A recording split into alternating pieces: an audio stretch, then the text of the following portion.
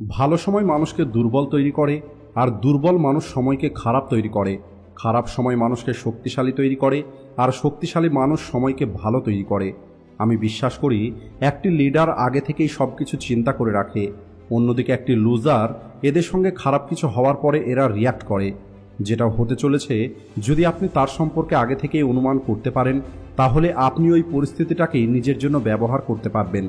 কিন্তু যদি আপনি ওই ঘটনা ঘটার অপেক্ষা করেন, তাহলে আপনি অনেক সমস্যার মধ্যে পড়ে যাবেন। আজ মানুষের যেটা সব থেকে বড় সমস্যা, সেটা হলো এটা চিন্তা করা যে তাদের জীবনে যেন কখনো কোনো সমস্যা না আসে। আপনাকে মনে রাখতে হবে, জীবনে সমস্যা আসা আপনার গ্রোথের জন্য অনেক বেশি প্রয়োজন। এটা আপনার জীবনে ফিউলের মতো কাজ করবে। এটা অনেকটা এমন, যদি আপনার লাইফে কোনো সমস্যা না থাকে, তাহলে আপনি হয় মিথ্যা বলছেন, অথবা আপনি আপনার জীবনে এগিয়ে যাচ্ছেন না।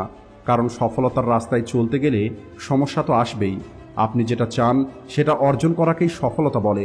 আর এই সফলতার রাস্তাতে আপনার জীবনের প্রতিটা মুহূর্তকে উপভোগ করাটাকেই ফুলফিলমেন্ট বলা হয়। মানুষ আমাকে জিজ্ঞেস করে জীবনে খুশি থাকার অর্থ কী, তখন আমি তাদেরকে বলি প্রোগ্রেস, অর্থাৎ জীবনে এগিয়ে চলাই হলো আসল খুশি। আপনি জীবনে যত বেশি এগিয়ে যাবেন, আপনি তত বেশি খুশি অনুভব করবেন।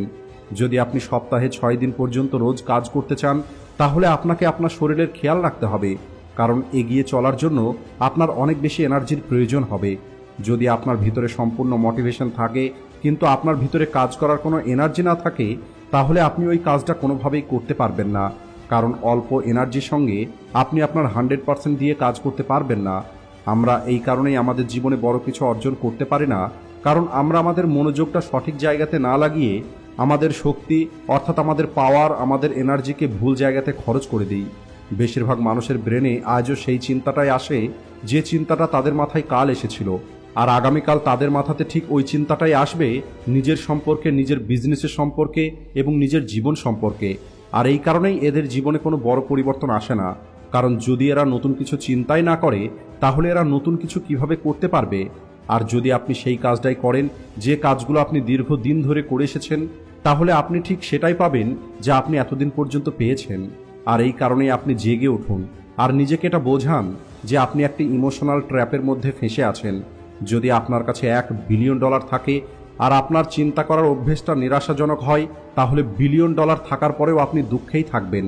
আপনার জীবনের কোয়ালিটি আপনার চিন্তা করার পদ্ধতির উপরে নির্ভর করে।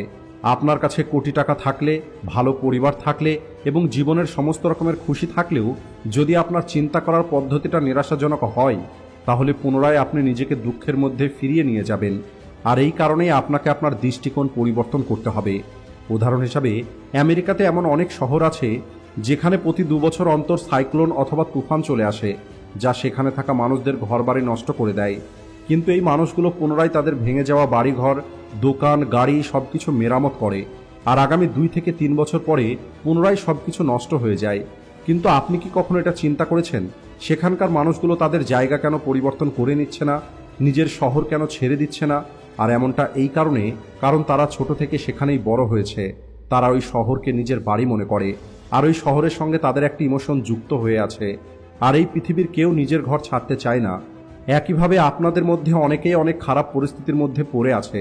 আমি নিজে অনেকবার অনেক খারাপ পরিস্থিতির মধ্যে দিয়ে গেছি, আর আমি কখনোই চাই না আপনার জীবনে এমন কোনো পরিস্থিতি আসুক। আর এই কারণেই তো আমি আপনাদেরকে শেখাতে চাই। কিন্তু আপনাদের মধ্যে কিছু মানুষ খারাপ পরিস্থিতির মধ্যে থেকে বাইরে বেরিয়ে আসার পরেও তারা দুঃখে থাকে, কারণ এই দুঃখে থাকাটাই তাদের একটি কোয়ালিটি হয়ে উঠেছে। কিন্তু আপনাকে মনে রাখতে হবে, যদি আপনি সফল হন কিন্তু আপনি নিজেকে ফুলফিল মনে না করেন, তাহলে এটা হলো সবথেকে বড় ফেলিওর। যদি আপনি চান অন্য মানুষগুলো আপনাকে পছন্দ করবে কিন্তু আপনি নিজেই আপনার জীবনে খুশিতে নেই, তাহলে এটা হলো আপনার সবথেকে বড় ভুল।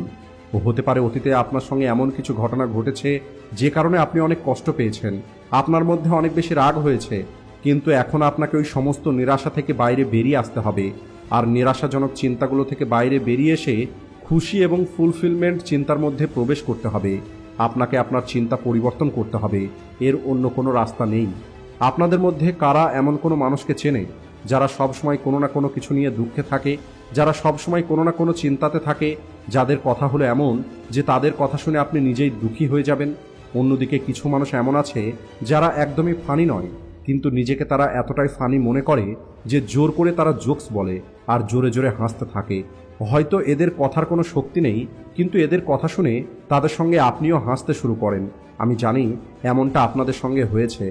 একইভাবে কারোর ইমোশনাল হোম খুশি দিয়ে পূর্ণ থাকে, আবার কারোর দুঃখ দিয়ে পূর্ণ থাকে, আবার কারোর রাগ দিয়ে পূর্ণ থাকে, কারণ তাদের চিন্তাটাই হলো ঠিক এমন। আর এই কারণেই যত বড় তুফান এসেই এদের বাড়ি ভেঙে দেখ না কেন, এরা পুনরায় সেখানে নিজের বাড়ি তৈরি করে। এদের জীবনে যত খুশি আসুক না কেন, তারপরেও তারা দুঃখের দিকে এগিয়ে যায়। অন্যদিকে কিছু মানুষ আছে যাদের জীবনে অনেক সমস্যা থাকার পরেও তারা খুশিতে থাকে।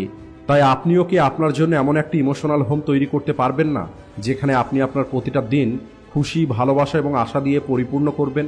যদি এর উত্তরটা হ্যাঁ হয়, তাহলে আমার কথা খুবই মনোযোগ দিয়ে শুনবেন। আপনি পরিবর্তনটা নিয়ে আসতে পারবেন। আমি এটা বলছি না যে আপনি 100% পারফেক্ট হয়ে যাবেন, অথবা আপনার মধ্যে কোনো নেগেটিভ ফিলিংস আসবে না, কারণ অনেকবার এই নেগেটিভ ফিলিংসগুলোই আমাদের জীবনে পরিবর্তন নিয়ে আসতে সাহায্য করে। কিন্তু আপনি সবসময় নেগেটিভ থিঙ্কিংয়ের মধ্যে থাকবেন না, সব কিছুর মধ্যে থেকে আপনি কমতি খুঁজে বার করবেন না, আর আপনি আপনার প্রতিটা দিনের 90 to 95% টাইম খুশিতে থেকে কাটাবেন। কিন্তু এর জন্য আপনাকে সিদ্ধান্ত নিতে হবে, আপনাকে অ্যাক্টিভ থেকে চিন্তা করার ডিসিশন নিতে হবে, আপনাকে আপনার কন্ডিশন পরিবর্তন করার সিদ্ধান্ত নিতে হবে, আর সব কিছুকেই ভালো চোখে দেখা শুরু করতে হবে। শুরুর দিকে এটা আপনার জন্য কঠিন হবে, কিন্তু কিছু সময় যদি আপনি এর উপরে মনোযোগ দেন, তাহলে এই পজিটিভ থিঙ্কিং আপনার ইমোশনাল হোম হয়ে যাবে, আর তখন না চাইলেও আপনি সবসময় খুশিতে থাকতে পারবেন। আর এমনটা করা অনেক বেশি প্রয়োজন, কারণ সবসময় কষ্ট সহ্য করার জন্য এই জীবনটা অনেক ছোট। আর এই কারণেই আজ থেকে সমস্ত নিরাশাকে আশাতে পরিণত করার সিদ্ধান্ত নিন, কারণ আপনার দ্বারা নেওয়া প্রত্যেকটি সিদ্ধান্ত আপনার ভাগ্য নির্মাণ করবে। যদি আপনি কোনো কিছুতে সফলতা অর্জন করতে চান, তাহলে ওই মানুষ সম্পর্কে জানার চেষ্টা করুন যে মানুষটা ওই কাজে আগে থেকেই সফল হয়ে গেছে। আপনি এমন কোনো মানুষকে খুঁজে বার করুন যে মানুষটা তেমন জীবনে বেঁচে আছে যেমন জীবন আপনি নিজের জন্য পেতে চান, আর এরপরে জানার চেষ্টা করুন যে ওই মানুষটি এমন কি করছে যেটা আপনি করছেন না। মনে রাখবেন, ওই মানুষটা কোনো সৌভাগ্যবান নয়, বরং ওই মানুষটি সেই কাজগুলোকে আলাদাভাবে করছে। আপনি দেখুন ওই মানুষটি তার জীবনে এমন কি ভুল করেছে, সেই ভুলগুলো থেকে কি শিক্ষা নিয়েছে। কারণ যদি সব কিছু আপনি আপনার জীবনের ট্রায়াল এবং ইরোর থেকে শিখতে চেষ্টা করেন, তাহলে আপনার এই জীবনটা অনেক ছোট হয়ে যাবে। তাই অন্যের ভুল থেকে শেখার চেষ্টা করুন, অন্য মানুষের ভালো অভ্যেস থেকে শেখার চেষ্টা করুন, আর সেটাকে আপনি আপনার জীবনে অ্যাপ্লাই করে সফল হবার রাস্তায় এগিয়ে চলুন। সবশেষে আমি আপনাদের টনি রবিন্সের বলা কিছু ইম্পর্টেন্ট কথা শোনাতে চাই। নিজের জন্য একটি লক্ষ্য তৈরি করাটা নিজের কল্পনাকে বাস্তবে পরিণত করার প্রথম পদক্ষেপ। মানুষ অলস হয় না, বরং তাদের লক্ষ্যটা দুর্বল হয়, অর্থাৎ এমন একটি লক্ষ্য যা তাদেরকে অনুপ্রেরণা দিতে পারে না। আমরা এই কারণে বড় কিছু অর্জন করতে পারি না, কারণ আমরা আমাদের মনোযোগটা সঠিক জায়গায় না লাগিয়ে নিজের শক্তিকে এদিক ওদিক খরচ করে দিই। তাই যেখানে আপনার মনোযোগ যাবে, সেদিকে আপনার এনার্জিটা চলে যাবে। আজকের ভিডিওটি এই পর্যন্তই। ভিডিও ভালো লাগলে ভিডিওটিকে লাইক ও শেয়ার করতে ভুলবেন না। Thanks for watching.